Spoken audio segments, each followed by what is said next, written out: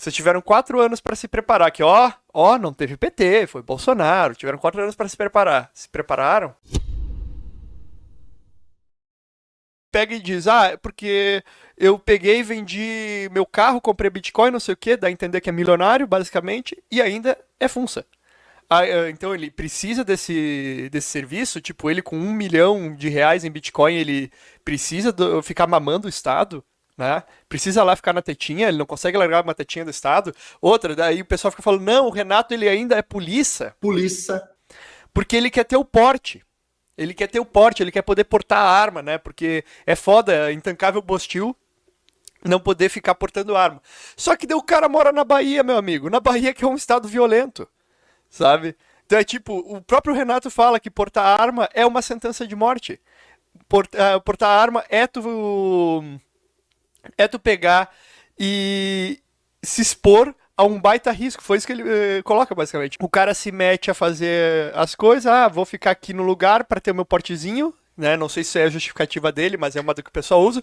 No lugar onde que é violento, e o cara mesmo diz que reze para não precisar da arma, porque se tu tiver portando uma arma, tu é matar ou morrer. Então o cara tá se expondo a risco. Por que ele não sai? Ele pode gravar vídeo, pode falar as coisas. Por que ele não sai? Gosta tanto do Bukele, se engasga com as bolas do Bukele. Por que ele não vai lá dar um Bukele no Bukele, né? 20. O cara não consegue viver com 20. Cara, com 20 Bitcoin eu já me aposento. Com 20 Bitcoin eu dou uma de Daniel Fraga. Vocês podem ter certeza disso. Quase 3 milhões, cara. A não ser que o cara pegou e caiu no urubu do Zap e mandou 20 Bitcoin pra alguém. Né? Eu não, urubu do Pix. Tipo, por que o cara precisa ser funça? Por que precisa ser funça? Por que tem que pegar e depois ficar se vitimizando? Ai, porque eu isso, porque aquilo. Por que o cara pega e não se muda, então, do Brasil, já que ele tá preocupado com a própria segurança? Se muda, vai pra, sei lá, pra puta. Vai pra um país que, sei lá, quer ficar perto do Brasil. Vai pra um país que seja menos perigoso, né? E que tenha leis melhores de arma. Por exemplo, Uruguai, Paraguai. Por que não vai? Né? Esse que é o ponto que vocês têm que pegar e notar. O cara pega e tá completamente enviesado na posição dele. E tem um monte de gente que fica defendendo e passando pano. Entendeu? Não tô dizendo que o César Mello, tipo, nossa, tá super certo. Não, o César Mello falou merda pra caralho, ficou autistando, fazendo um monte de coisa, mas assim, ó, pelo menos o César Mello reconhece uma coisa, que funça não tinha que existir. Entendeu? Um bando de funça lá que ganha 23 mil reais por mês para passar o dia batendo punheta e comendo amante em horário de serviço. Já o outro fala, não, funça é o acme da moralidade humana. Nossa, a gente quando é funça, a gente está retirando recursos do Estado, né? Olha só, e eu estou recebendo dinheiro roubado, mas ignorem isso. E daí é muito bom, porque daí eu consigo comprar satoshinhos, eu consigo comprar Bitcoin, não sei o quê. Ignorem o fato que todo o dinheiro que eu usei para comprar isso aí não deveria ser meu. Ignorem isso, por favor, né? Porque daí é fácil, cara. É fácil pegar e dar moral de cueca. É fácil pegar e ter os 20 bitcoins, sendo que tu pega e ganha dinheiro do Estado. Tá lá no concursinho, estabilidade, as duas mãozinhas aqui, ó. Daí é muito tranquilo, meu amigo. É muito tranquilo. E isso daí tu acha que os bitcoiners reconhecem, que os maximalistas reconhecem? Não. Ficam tudo passando pano. Ai, não, veja só, porque ele precisa ser funcionário público para poder ter uma arma, para usar uma arma. Ai, não, ele precisa, ele tem que ficar na Bahia, para ser funcionário público tem que se manter na Bahia, sabe? E assim vai. Cara, é incrível. Daí a ideia do cara é usar um veleiro, beleza, usa um veleiro, mas daí a solução dele é o veleiro. Solução para ele, só se for. Quem consegue aí comprar um veleiro e velejar? Aí depois, né? Pelo menos o Renato Amoedo reconhece que o fronteirismo é uma estratégia válida. Ele já falou numa discussão lá com. Eu acho que foi com esse cara aqui mesmo. Ou foi até. Eu me lembro que o pessoal até me mandou que ele tava falando de uruguaiano e descreveu Santa Livramento sem querer. Mas é isso, pessoal. A discussão toda, isso daí, foi basicamente um falando que o Bolsonaro é um grande bosta, o outro falando que ele é um incompetente, mas era o que tinha pra hoje, né? E daí a treta mesmo desse debate nem foi a questão do Bolsonaro, que já é o segundo debate que o Renato resolve ficar falando Bolsonaro me traiu, né? Ai, Bolsonaro me traiu, olha só, ele era pra ser o Pinochet e não foi. Mas é óbvio, entendeu? É óbvio que não foi. né? Daí, como o próprio César Mello falou, o Renato queria que o Bolsonaro fosse um ditador, né? Um libertário querendo que o cara seja o tipo um ditador, um autocrata, vamos colocar um termo correto. Né? Tá bom tu ser, digamos assim, um autocrata, ter a decisão final, essas coisas, não pegar remediações na sua família, sua casa, essas coisas, mas tu tem certeza que tu quer pegar e dar um poder desse aí pra uma pessoa, né? Principalmente um tiozão? O que é importante vocês pegarem e analisar sobre essa questão toda? Como é importante tu ter uma moralidade alinhada. Não depende só tu tomar uma decisão na hora certa. Afinal, o Renato Moedo, por exemplo, comprou Bitcoin há um tempão atrás. Isso foi uma decisão certa. Não adianta só tu pegar e ter um raciocínio rápido. Renato tem, né? César Mello também tem. Boa parte dos libertários que eu converso tem um raciocínio bem rápido. Não adianta tu ter dinheiro. Os dois aí eu acho que tem. Eu não, né? Receita Federal, eu não tenho nada, você sabe muito bem. E não adianta tudo isso e o cara ser moralmente corrompido, moralmente inconsistente, não ter convicção. O Renato falou durante essa live toda dizendo assim que tu não conhece a pessoa pelo que ela fala, e sim pela forma que ela age. Como que a gente pode reconhecer então o Renato? Pelo fato que o cara é funça, entendeu? Ele age sendo um funça, ele não quer sair da tetinha, ele gosta de ficar mamando o Estado. Aí quando ele pegou e ficou brabo com o político, ele resolveu pegar e se revoltar com o negócio. Mas o cara não larga a teta. Entendeu? O que isso daí mostra do cara? Isso é muito mais importante do que o cara declara na receita, pessoal. Muito mais importante é tu saber o que é a conduta da pessoa. E o que são os hábitos da pessoa. Porque no momento de pressão, no momento que aquela pessoa está sendo pressionada, ela vai reverter para o quê? Para os hábitos dela. Entendeu? Isso que é importante. Não adianta só também o cara tá lá de terninho, engomadinho, bonitinho, né? Falando todo rebuscado.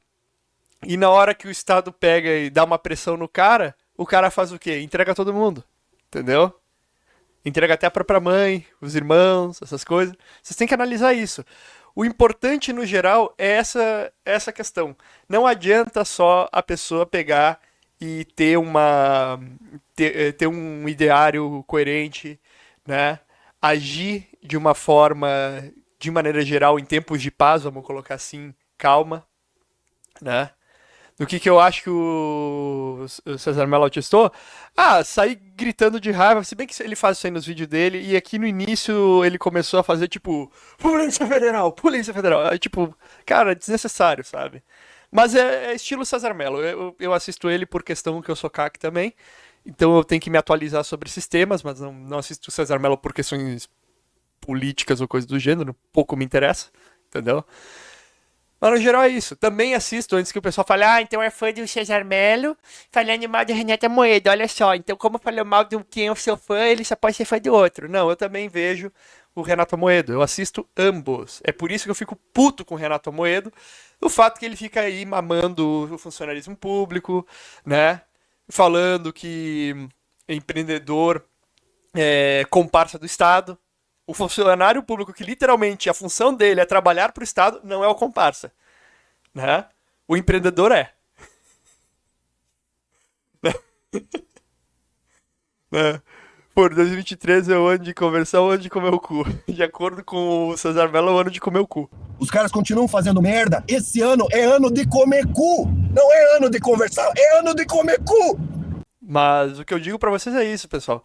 A ameaça vermelha, o Estado, né? Não é vermelho, a cor que vocês quiserem, mas o Estado tá aí expandindo cada vez mais, colocando o coturno no pescoço de vocês, né?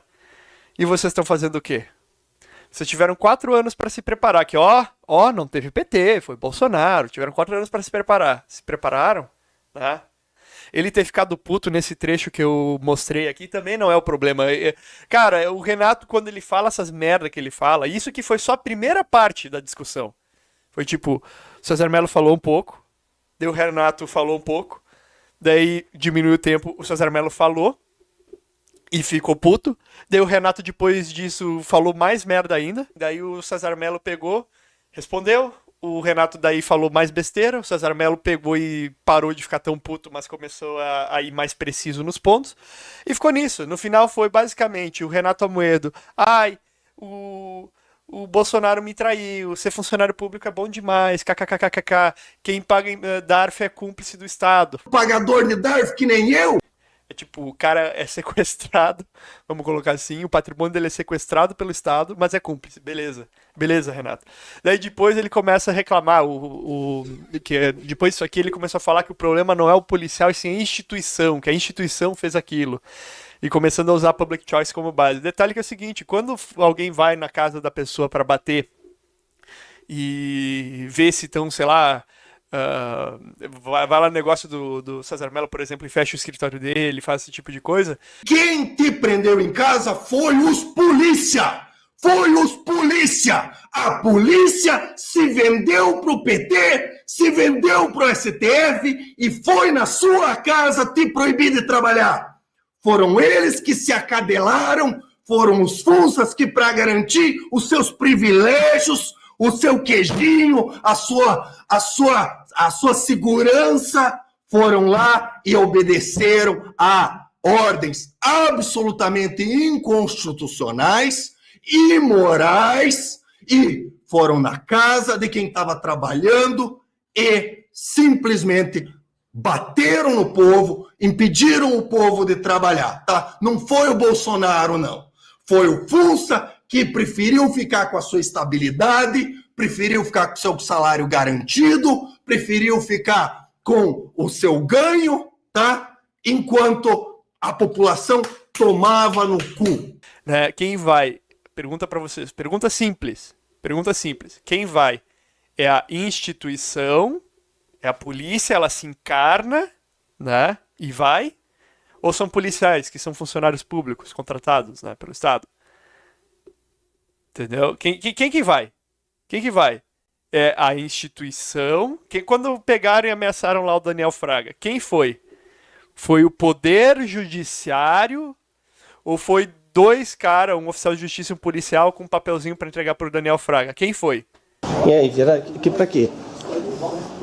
Não, tudo bom, nada. Mas precisa vir com gravador?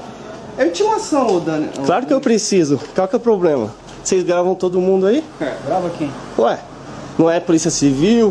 Vai investigar os outros? Ô, Daniel, Renato Amoedo vai dizer que foi o judiciário, né? O César Mello vai falar, foi os Funça. O que seria daí o correto? O correto é que existe uma hierarquia, né, uma cadeia de obediência, onde um cara que encabeça a instituição judiciário faz uma regra e os Funça vão lá e seguem a regra. Entendeu? Mas no final precisa do Funça para fazer a merda.